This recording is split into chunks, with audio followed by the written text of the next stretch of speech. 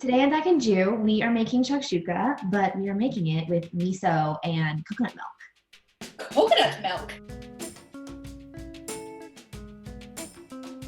This is Dakota's own recipe, and she's been talking about us making it for so long that I finally gave in, and today's the day.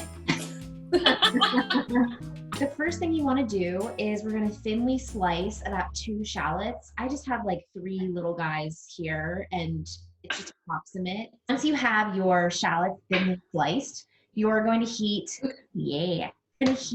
a tablespoon of coconut oil in a pot with a lid.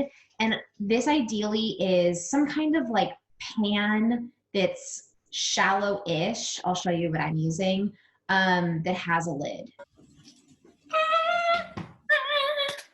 Okay, so I said 2 cloves of garlic. I have only smaller cloves, so I'm gonna do 3 small cloves. So the other thing too is the garlic and then an inch of ginger. Yes. If you get a big chunk of ginger and you like don't want it to go bad, you can actually freeze it whole. Then if it's frozen and you take it out of the freezer, you just take your little microplane or grater, and when you grate it, you just get the finest ginger dust. Oh, cool. It works amazing, yeah. I sometimes peel mine and sometimes don't. So, you know, people have different opinions about that, but I just ran my knife along the peel and like called it a day. Yeah. And I'm using a microplane right now to get, you know, oh my God, there's a big bug on my cutting board. What is that? What is that? Show it. Ah! Show it. It flew away. But then you're going to put your garlic and your ginger in with your onion and swirl it around for a minute. Okie dokie. Garlic, ginger in with onion. Swirl it around for just a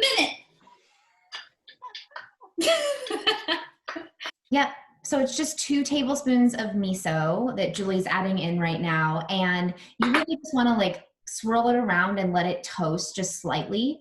And you're still on low-ish heat. Yep. The miso paste adds this like really amazing, like salty, savory umami flavor that sort of balances out the acidity of the tomato. Yeah. You're also going to add in about a 1/2 teaspoon of sugar. Okay. That's a really small amount. So if you're like, I don't want to deal, you could technically leave it out, but I just add it in because I always have sugar on hand and I like the taste of it. And then you're also going to add a 1/4 cup of your coconut milk. We're just really letting this simmer on low. I usually simmer it for like 15 minutes maybe. Oh, that looks great. So yeah, you definitely want it to reduce and become saucy. Also, of course, the flavors will just be bigger and bolder the longer that it sits. So this is what I do. I will, at this point, take away half of it and put it in the fridge and save it for another day. And then I'll crack eggs into the half that I want to eat right now, because then you can have it left over. I mean, you know, if you live by yourself or you have 2 people, you're not going to eat the whole thing. And then you're not like storing with like little pieces of egg in it.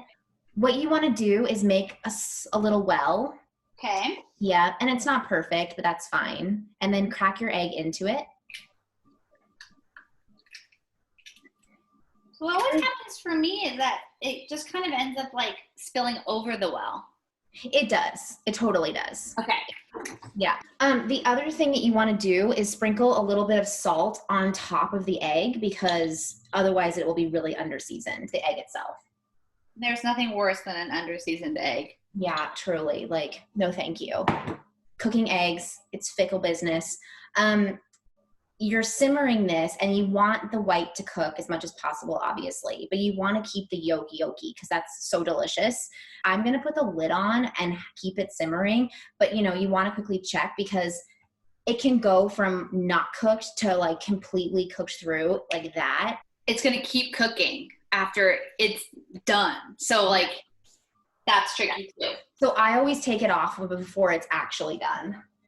Okay, here's my lid. Oh. Works great. Are you toasting your bread? Oh, I will now. This is what mine looks like at this point. Oh, it looks great. Yeah, and it is jiggly. Like even the white is just like slightly jiggly, but like this whole bowl is steaming out of control. And so it's just gonna keep cooking. Yay. Put a lot of herbs on mine. Cheers.